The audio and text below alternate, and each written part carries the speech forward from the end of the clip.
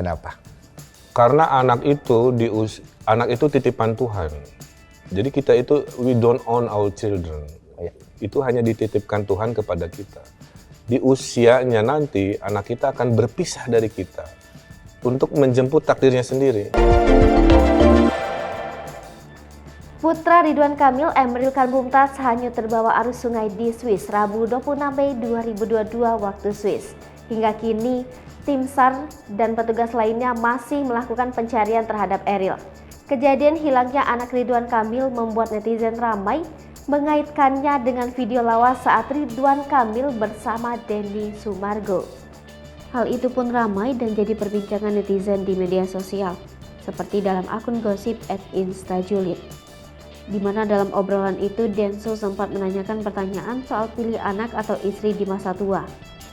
Ridwan Kamil pun memberi jawaban pilih istri dibandingkan anak, sebab menurutnya anak hanya titipan dan tak ada yang benar-benar memilikinya. Meski sebagian netizen ramai menghubung-hubungkan jawaban itu dengan kejadian ini, namun sebagian pula meminta agar obrolan lawas itu tak disangkut pautkan karena beda maksud.